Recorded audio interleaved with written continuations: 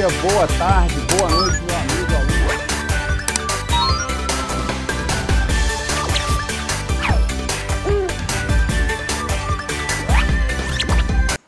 Fala galerinha, aqui é o professor Herbert Almeida, é uma enorme satisfação estar aqui com vocês agora para falar do edital da Polícia Federal, especificamente da disciplina de Direito Administrativo. Eu sei que ao longo do dia você vai receber aí várias informações sobre esse edital, afinal de contas é um concurso de extrema relevância. Muita gente deseja ser um policial federal e já vinha se preparando há algum tempo e finalmente o nosso aguardado edital chegou. Já era uma coisa que a gente já esperava, inclusive ao longo da semana foi anunciado que esse edital iria ser divulgado na sexta-feira. Aqui nós vamos falar especificamente da disciplina de Direito Administrativo. Eu vou fazer uma análise bem objetiva, no entanto de forma aprofundada, de todos os tópicos de direito administrativo, então acompanhe aqui conosco porque eu tenho certeza que eu passarei para vocês algumas informações relevantes, tá beleza, pessoal? Não vou aqui ficar falando de alguns detalhes do edital, a gente sabe que veio um edital assim focado na área de TI, na área de contabilidade, mas isso a galera já está conversando com vocês ao longo do dia, eu vou deixar para os especialistas nessas matérias divulgar isso, eu só quero contribuir um único ponto com vocês sobre essa forma como veio o edital. Muita gente acaba se lamentando, né? Quem já estudou há muito tempo, dizendo o seguinte, esse edital acabou fazendo eu perder todo aquele tempo que eu estudei lá atrás e agora eu vou ter que estudar conteúdo novo e vou estar no mesmo nível de quem passou a estudar só após o edital. Pessoal, não é bem assim não. Quando você tem novidades em um edital, é certo que você acaba permitindo que pessoas que não estavam estudando tão bem tenham alguma condição de tentar recuperar esse tempo perdido. Por outro lado, aquela pessoa que já estudou os principais tópicos do edital vai ter mais tempo para dedicar a estas disciplinas novas, né? Afinal de contas, o tempo de todo mundo é limitado. A gente está partindo de uma ideia aqui de que você vai ter uma quantidade de horas disponíveis para estudar e você vai ter que se organizar para distribuir o tempo para cada disciplina. Quem já estudou bastante até agora vai conseguir guardar mais tempo para as disciplinas novas. Então é bom também para quem já vinha estudando há bastante tempo.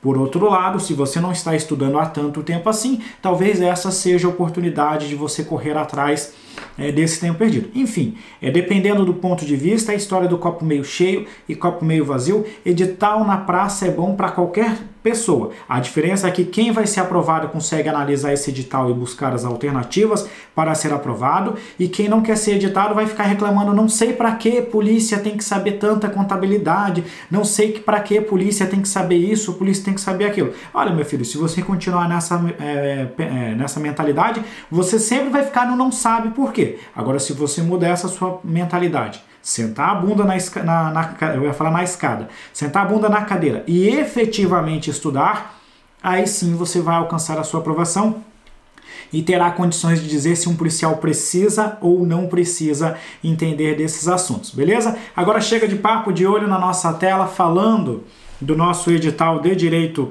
Administrativo. Então vamos lá para a nossa análise do edital da Polícia Federal dentro da nossa disciplina.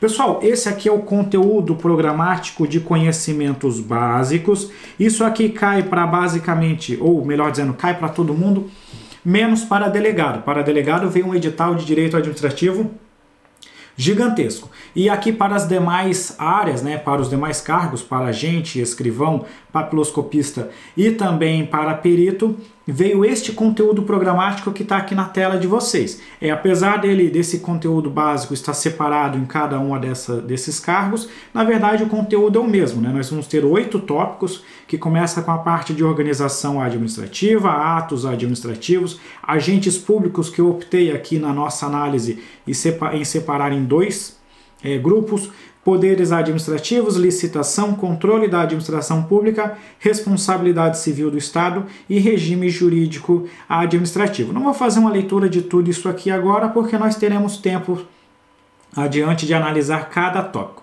Resumindo então, né, colocando aqui só, vamos dizer assim, o título de cada tópico do edital, a parte de organização administrativa veio bem completa, interessante.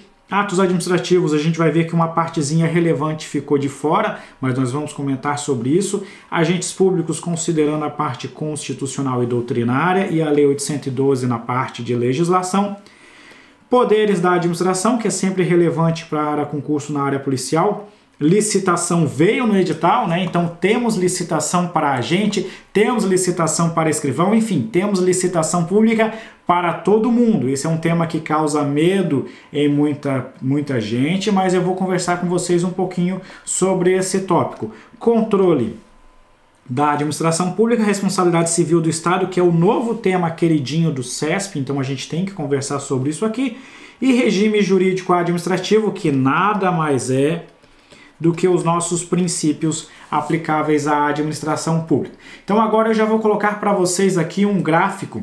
Este gráfico aqui eu considerei as questões de 2018 até agora, de 2017 e de 2016. Isso aqui é um filtro que eu fiz lá no nosso Tec Concursos, então utilizei lá um filtro. E assim, se você só chegar lá e colocar os tópicos do edital, você não vai chegar exatamente a estes números e estes percentuais que eu estou passando aqui. Porque eu não simplesmente fiz o filtro do TEC, depois eu fiz um filtro mais detalhadozinho, que aí entra a minha experiência como professor. Por exemplo, eu peguei alguns tópicos do edital e fui desconsiderando, porque quando você tenta montar ali, a ferramenta de análise do TEC é sensacional, então você consegue fazer uma análise perfeita, mas tem aquele detalhezinho que tem que entrar a experiência e o conteúdo humano, vamos dizer assim, para fazer aquele último filtro. E foi esse trabalho que eu fiz no final para chegar a esses valores aqui.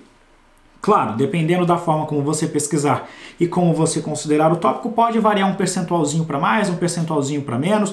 Isso é normal, mas aqui a gente já consegue ter uma noção de como o CESP ou em qual distribuição o CESP acaba abordando essas disciplinas, né? Afinal de contas, montar um gráficozinho é fácil. O que a gente tem que fazer é conseguir extrair e explicar essas informações para que você possa direcionar o seu estudo. Então, licitações, aqui eu já não estou mais na ordem do edital, aqui eu já estou no nível de hierarquia. Licitações, logicamente, é o assunto que é mais cobrado pelo CESP, e aqui eu boto um detalhe para vocês e que aumenta ainda mais a relevância dessa disciplina. Porque nós vamos ver assim, tipo, Lei 812. Às vezes a Lei 812 aparece em alguns concursos como disciplina autônoma. E licitações, mesmo não sendo, nem sempre aparece como uma disciplina autônoma, é muito difícil disso acontecer. Normalmente a Lei 812 entra dentro da disciplina de Direito Administrativo, então sempre ela está distribuída com os demais tópicos da nossa disciplina, e mesmo assim é o assunto que mais cai. Então você tem que dedicar um tempo precioso do seu estudo para licitações públicas. Não estou dizendo que Lei 812 não é importante, mas é que Lei 812, que está no nosso segundo lugar, basicamente empatado com licitação, ou até empatado, se a gente colocar aqui no arredondamento, às vezes acaba caindo a Lei 812 como uma matéria autônoma. Isso é muito comum nos TRS, por exemplo. Então, por isso que na hora que a gente monta esses gráficos, a Lei 812 acaba muitas vezes ficando um pouquinho superestimada em relação ao que seria o normal. Mesmo assim, cai muito, e eu imagino que vá ter uma questão da Lei 812 dentro da sua prova. Afinal de contas, logo após você tomar posse, você estará sujeito à disciplina da Lei 812, então com certeza vai ter uma questãozinha sobre isso. Aí depois a gente vai diminuindo, né, organização administrativa, poderes, controle da administração. É só ir seguindo a nossa pizza aqui nessa sequência que você vai ter esses tópicos. Então aqui 16%, aqui também 16%, aqui a gente chega em 13%, poderes 11%, 10% em controle da administração pública e responsabilidade civil, aí 8% para todos os demais tópicos. Você deve estar se perguntando por que atos administrativos está aqui embaixo, e se você montar o gráfico diretamente no TEC, você vai, ou em qualquer outra forma que você tentar fazer o seu gráfico, você vai ver que na verdade atos administrativos vai estar lá em cima e não aqui embaixo, como estou mostrando na minha análise. Mas eu vou explicar para vocês o porquê disso já no nosso próximo tópico. Aqui, pessoal, dentro daquele filtro de 2018, 2017 e 2016, afinal de contas, é melhor a gente pegar o que é mais recente para verificar a tendência do CESP. Aqui a gente vai ter número, quantidade de questões dentro do filtro que eu fiz. E se eu pegar aqui atos administrativos, atos estaria acima de 100 questões. Só que eu acabei subtraindo daqui as questões sobre desfazimento dos atos administrativos. Anulação, revogação e a convalidação, que não é bem desfazimento, mas normalmente costuma ser estudado ali porque não consta isso no edital. Eu vou explicar para vocês também se você deve ou não deve estudar esse tópico, mas eu preferi excluir pelo menos para a gente ter o gráfico. E boa parte, 1/3 das questões de atos administrativos são sobre os tópicos de desfazimento dos atos administrativos. Então isso acaba diminuindo um pouquinho a relevância desse tópico, não que não vá cair, mas o nosso objetivo aqui é fazer uma análise pautada em números. E então, pessoal, dentro daqui a gente tem uma hierarquia dizendo o seguinte: olha, se você tem pouco tempo para estudar, priorize licitações, depois você vai priorizar a Lei 812, aí a gente vai ter aqui tópicos relevantes que entrariam num segundo patamar. Então, assim, essas são as duas principais. Você tem que dedicar um tempo de estudo para licitações e para a Lei 812. Aí eu colocaria essas outras 5 aqui num nível 2. Vamos colocar assim, um nível 1, um nível 2 e um nível 3 de importância. Eu até puxei o atos administrativos mesmo estando lá embaixo por causa dessas questões que a gente acabou de comentar. Então, organização administrativa. Eu, assim, quase vou apostar, daqui a pouco eu vou falar o que pode cair, que vai ter uma questãozinha sobre centralização, descentralização, que o CESP sempre acaba cobrando. E é pouca coisa que você consegue vencer rapidamente com análise objetiva. Poderes administrativos. Volta e meia cai uma questão de poder de polícia. O CESP gosta disso. Vamos para o nosso quadro aqui. Controle da administração pública, apesar de em quantidade de questões estar aqui, a gente poderia até colocar ele basicamente já lá no nível 3, porque para a área policial eu não entendo que seja uma questão tão passível de se cobrar, mas está aqui. Responsabilidade civil é o novo queridinho do CESP. Todo concurso público, desde o ano passado, na verdade desde 2016, está caindo uma questãozinha de responsabilidade civil. Volta e meia, quando é a área policial, o CESP cobra aquela questão do policial que acaba atingindo alguém com a arma de fogo da corporação. Talvez eles até parem de cobrar isso porque eles tiveram que anular algumas questões recentes. Mas volta e meia, isso aí acaba aparecendo. Tem aquela questão do preso, do Estado ter que indenizar a família se o preso eventualmente se suicidar, mas aqui eu não estou fazendo a análise completa do tópico, mas volta e meia isso acaba aparecendo. Enfim, responsabilidade civil, volta e meia, está aparecendo em prova. Atos administrativos acabou perdendo importância por ter saído a parte de desfazimento, mas ainda assim é um tópico interessante. E aí a parte de princípios e de agentes públicos, quando eu falo agentes públicos aqui, a parte doutrinária e constitucional acaba perdendo em relevância. Então, assim, dentro de uma hierarquia, se fosse para a gente separar em grupos, a gente poderia fazer dessa forma aqui, do 1, do 2 e do 3, e aí você vai distribuir o seu tempo conforme cada assunto. Professor, eu quero ouvir então de você sobre cada tópico que caiu no edital. Então vamos começar dentro da nossa hierarquia, o tópico licitações. Tem o agregador aqui 5, licitação. A parte de princípios, aqui é basicamente o artigo 3º da Lei de Licitações, que enumera os seus princípios. O problema é que é o seguinte, quando a gente fala de princípios na Lei de Licitações, a gente não se resume, principalmente em questão do CESP, apenas aos princípios que constam expressamente ali no artigo 3º.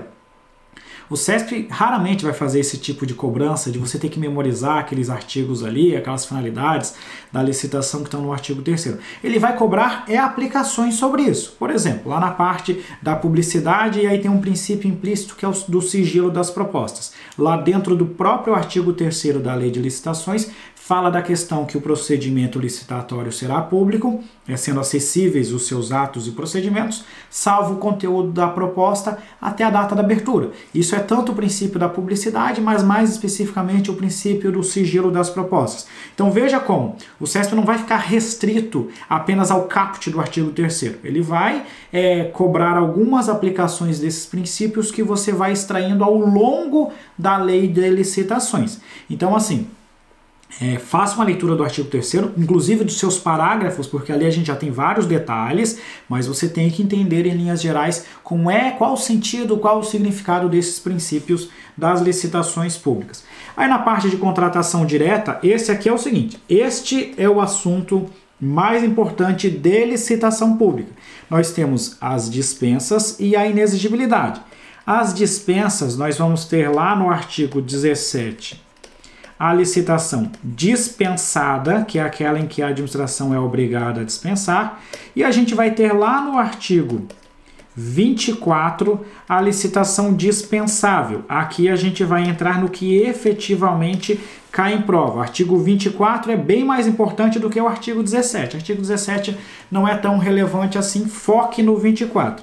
E a inexigibilidade de licitação, que são os casos de inviabilidade, e você vai fazer uma leitura relevante do artigo 25. Então, isso aqui é o filé mignon do filé mignon. Então, se o filé mignon de direito administrativo é licitações, o filé mignon de licitações são as contratações diretas, as dispensas e a inexigibilidade de licitação, com foco na licitação dispensável do artigo 24 e na inexigível do artigo 25. E aí você tem que saber característica, o que é exaustivo, o que é exemplificativo, entre outros detalhes mais. Modalidades de licitação, aqui você deve estar se perguntando o seguinte: professor, cai pregão? Pode cair o pregão na prova? Sim, pode cair o pregão, porque veja que o edital não falou Lei 8666, ele falou licitação e pediu as modalidades. Não que vá cair o detalhezinho do pregão. Você não vai sair estudando a Lei 10.520 no seu detalhe, mas você tem que saber que o pregão é uma modalidade de licitação, que não está previsto na Lei 8666, mas na Lei 10.520, que se aplica à aquisição de bens e serviços comuns, e aquelas informações mais básicas, né, que você não pode exigir garantia de proposta, aquisição do edital para participar da licitação, colocar aquele prazo de 8 dias úteis entre a divulgação e a data de realização da audiência, são aquelas informações bem básicas do pregão. Não precisa estudar a Lei 10.520 no detalhe, mas tem que entender a sistemática para que serve, como funciona o nosso pregão e as demais modalidades da Lei 8666. Os tipos, né, que são os nossos critérios de julgamento, isso aqui você tem que entender, são apenas 4 na lei de licitações, é tranquilo. E esse aqui é um coringa. Por que ele é um coringa? Porque ele inevitavelmente acaba permitindo a cobrança de todo o capítulo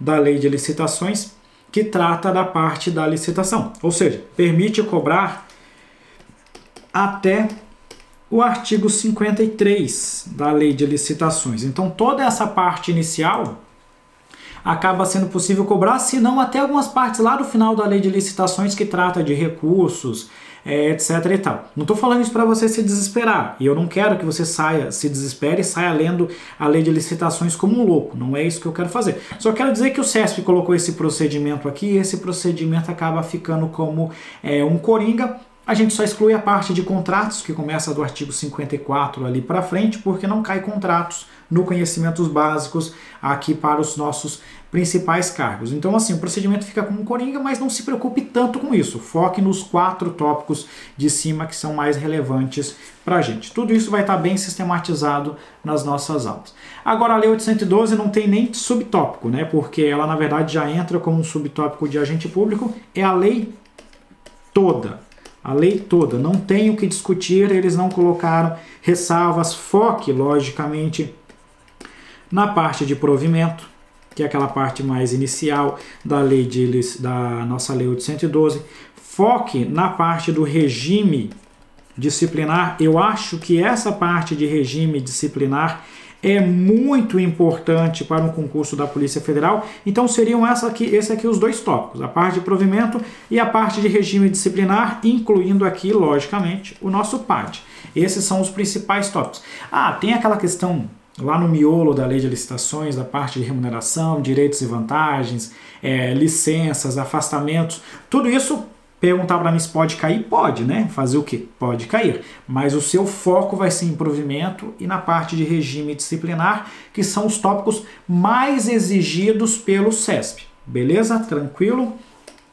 Aí nós vamos para a organização administrativa. Pessoal, organização administrativa veio ao mesmo tempo que veio o sintético, ele acabou sendo completo, né? Porque quando fala administração direta e indireta, tá falando tudo. Detalhe importante aqui é que o edital não contempla aquelas entidades do terceiro setor. Não contempla aqui as paraestatais. A única coisa que você vai saber é o seguinte: entidade, para não dizer assim que você não vai ter que estudar nada. Entidade paraestatal, que são as entidades que fazem parte do terceiro setor.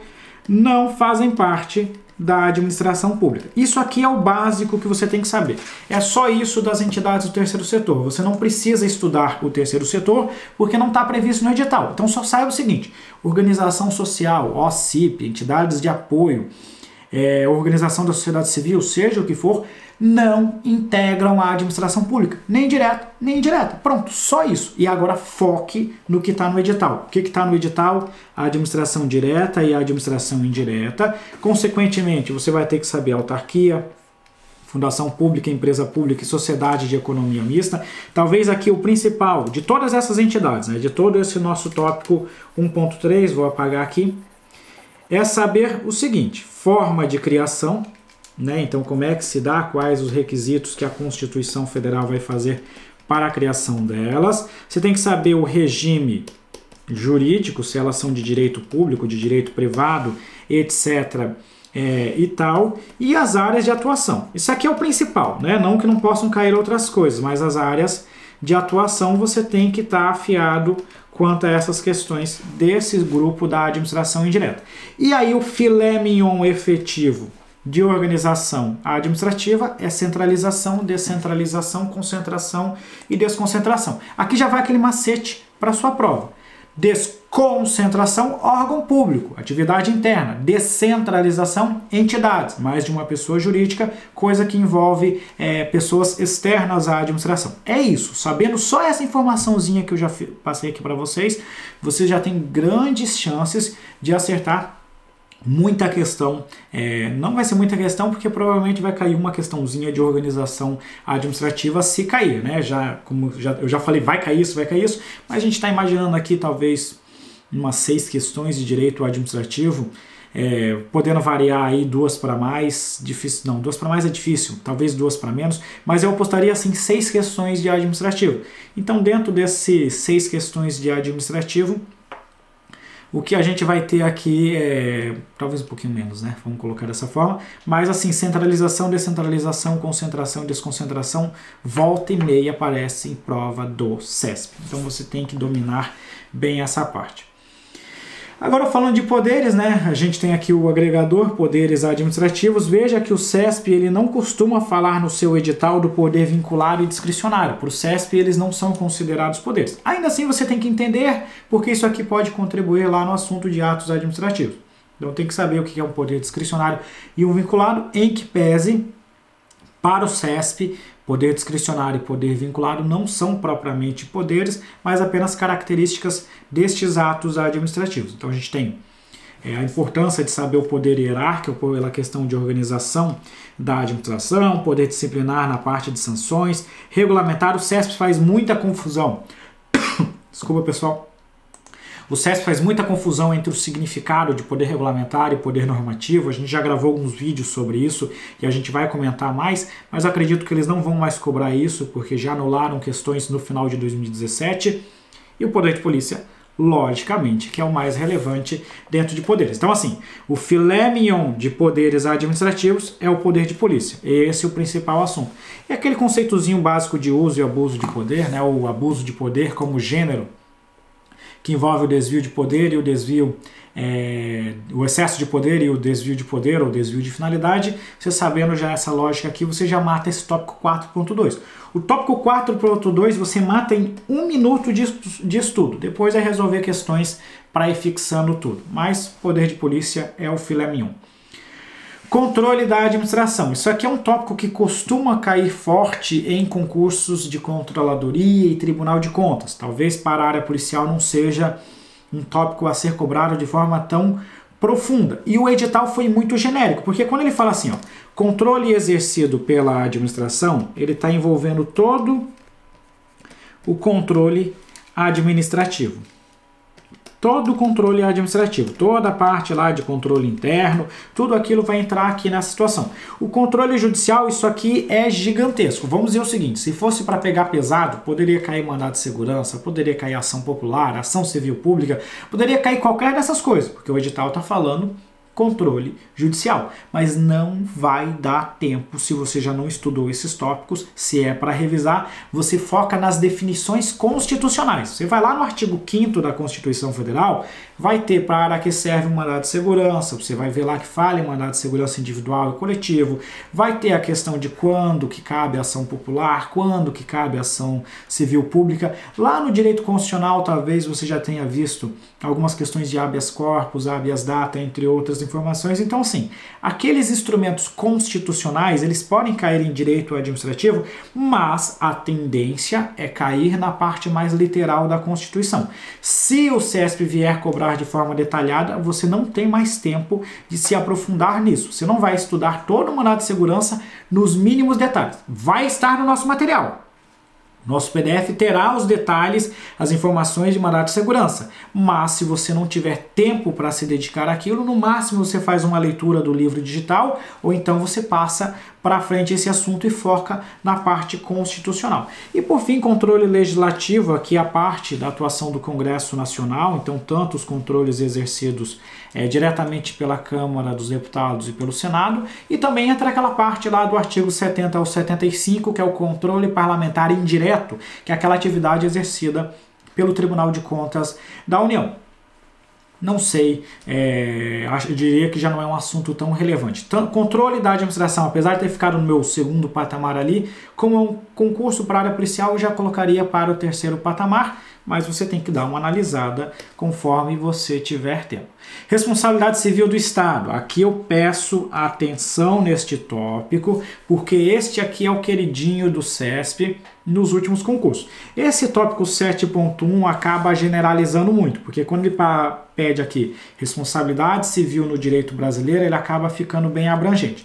Mas aí você lembra que a responsabilidade por ato comissivo, em regra, é uma responsabilidade objetiva, e que a responsabilidade por um ato omissivo, em regra, é uma responsabilidade subjetiva. Só nisso aqui você já mata muitas questões. Aí você lembra daquele detalhe que existe, que o CESP está cobrando em questões mais recentes, que a responsabilidade por omissão, ela pode ser uma omissão genérica e uma omissão específica. A genérica é de fato subjetiva. A omissão específica gera uma responsabilidade objetiva.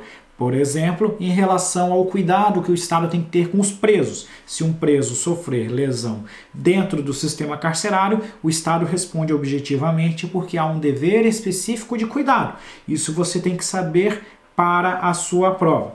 Aí o 7.2 fala dos requisitos para a demonstração da responsabilidade civil do Estado, né? Então aqui o que tem que ter? Tem que ter uma conduta estatal, que é um agente público atuando nessa qualidade.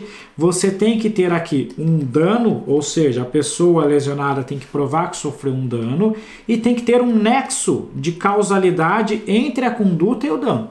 Para quem está estudando para a área policial, eu não preciso nem entrar em detalhes do que é nexo de causalidade, né? Essa relação de causa e efeito entre a conduta e o dano que foi sofrido. Esses são os requisitos, então veja que em linhas gerais eu já expliquei para vocês o que pode cair. Claro, dentro desses tópicos existem mais alguns detalhes. E por fim, a parte de causas excludentes e atenuantes da responsabilidade civil. Aqui nas causas excludentes, quando houver uma culpa exclusiva da nossa vítima,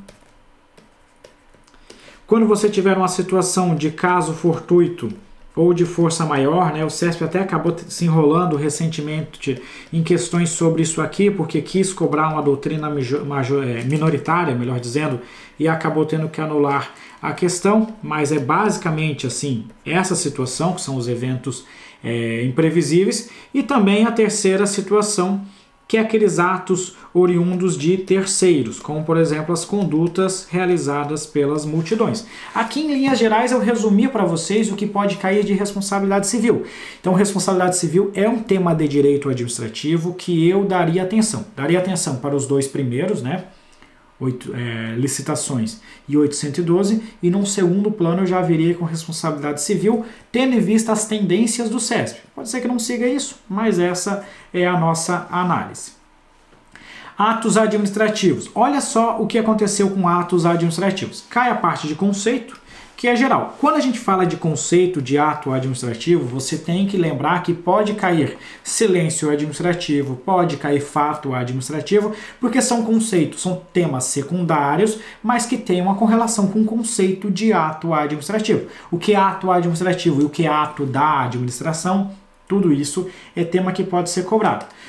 Os requisitos, também chamados aqui de elementos de formação dos atos administrativos, é o nosso famosíssimo CONFIFORMOB, de competência, finalidade, forma, motivo e objeto. Os atributos, o nosso famoso PAT, de presunção de legitimidade, veracidade, autoexecutoriedade, tipicidade e imperatividade. Aqui na parte de classificação, o CESP tem feito várias questões sobre esse tópico, e aqui classificação um teminha que eu diria o seguinte: se você já estudou, dá para revisar bacana. Se você ainda não estudou, vai ser complicado você pegar todas aquelas classificações agora após o edital. Mas aí você tem que saber o que é um ato simples, o que é um ato composto, o que é um ato complexo, porque isso aqui talvez seja uma das classificações mais cobradas. Ato discricionário e vinculado, daí eu fiz o link lá com a parte anterior, que a gente falou dos poderes, e apesar de não cair lá, você tem que saber.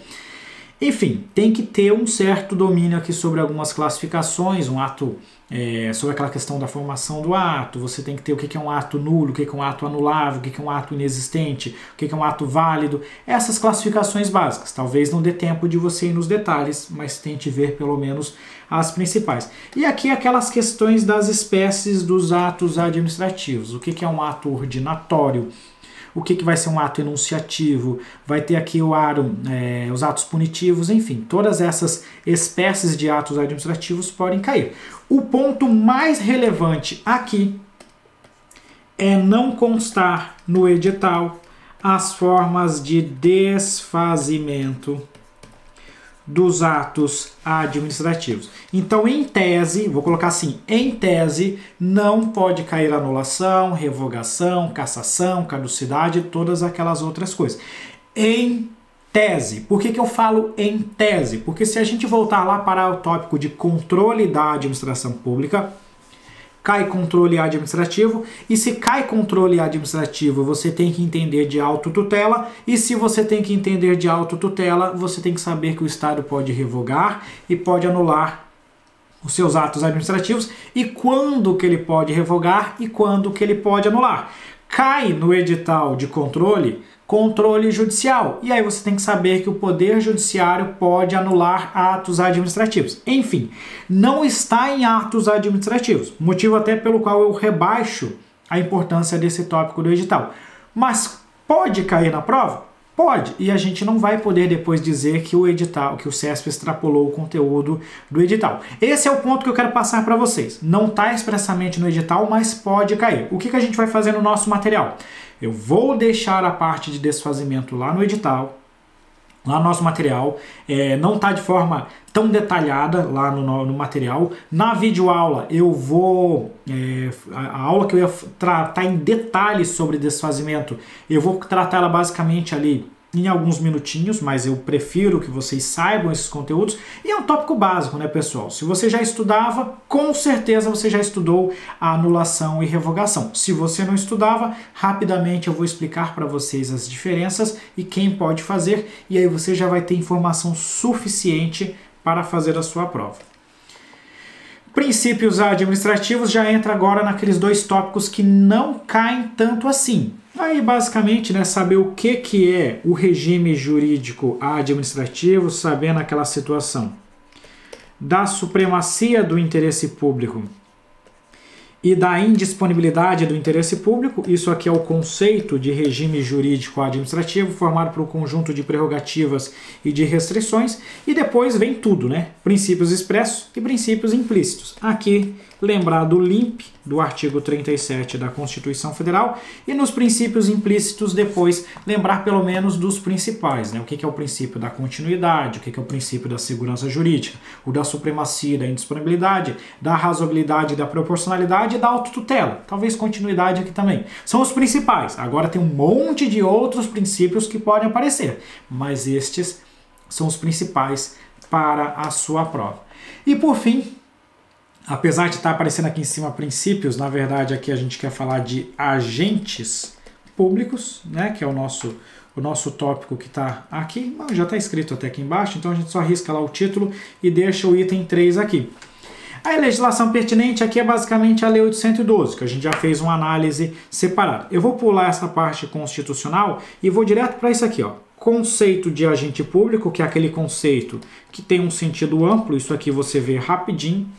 As espécies, que nada mais são do que aquelas classificações, né? Você saber o que é um agente político, o que é um agente administrativo e saber separar os agentes administrativos nos servidores públicos em sentido estrito, empregados públicos e agentes temporários, e depois saber as demais classificações aqui, como os colaboradores, os particulares que atuam em colaboração com o poder público, dependendo da classificação vai falar em agentes honoríficos, agentes credenciados, enfim, aquelas classificaçõezinhas básicas. E por fim a diferença de cargo, que é um regime de direito público, emprego, que é um regime de direito privado, e a função pública, que também que entra aqui naquela situação das funções autônomas, né, que é a função de confiança e a função temporária.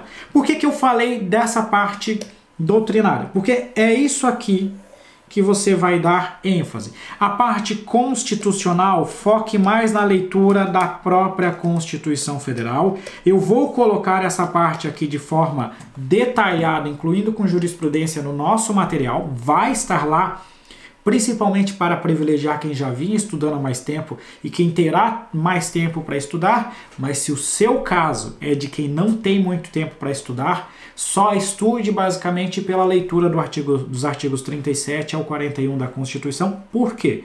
Porque é muita coisa. Se a gente fosse colocar tudo aqui, nossa, teria que ser quase um livro só para falar da parte constitucional. Não dá tempo, você não vai ter tempo de memorizar toda a jurisprudência do STF sobre esse assunto. Se você já estudou, ótimo. Inclusive nos simulados do Estratégia, eu coloquei algumas questões da parte constitucional de forma bem aprofundada. E nos comentários dos simulados eu aproveito para comentar isso. Mas se você não tiver tempo disponível, foque na parte doutrinária, que é o que cai mais. Então você tem que saber o conceito, que rapidinho você estuda, as classificações, que basicamente são 5, então, a depender do doutrinador, então também você vê isso rapidinho. E o que é um cargo, o que é um emprego, o que é uma função. É rápido para ver isso aqui. Aí a parte constitucional você estuda depois com o tempo que sobrar, que você tiver disponível, se for o caso. Beleza, rapaziada? Com isso a gente termina de fazer uma análise bem detalhada. A gente ficou aqui mais de 35 minutos comentando tópico por tópico, mas eu acho importante essa análise detalhada porque agora você tem bastante segurança e compreende todo o edital de direito administrativo. Cuide para não sair estudando como um louco por a nossa disciplina, porque você tem que reservar um bom tempo para TI e contabilidade, mas por outro lado não negligencie direito administrativo. Por mais que a nossa disciplina vá ocupar lá talvez vamos colocar aqui uns 4% mais ou menos do peso total, não dá pra gente saber exatamente. Por mais que ela fique ali nessa casa de 4 a 5% do peso total, 4 a 5% pode ser a diferença entre o aprovado e o não aprovado. Então não negligencie direito administrativo. Administrativo e constitucional são matérias que talvez você tenha que gabaritar justamente para deixar uma margem, uma reserva para aquelas disciplinas que a galera vai penar, né? Porque muita gente vai penar em contabilidade, vai penar em TI, então por isso você tem que vir bem, não perder tempo no básico, que é a substância para você chegar bem na sua prova. Galera, um grande abraço, fiquem com Deus. Tem programação do Estratégia hoje o dia inteiro direcionada para o concurso da PF e não deixe de nos acompanhar. Até breve.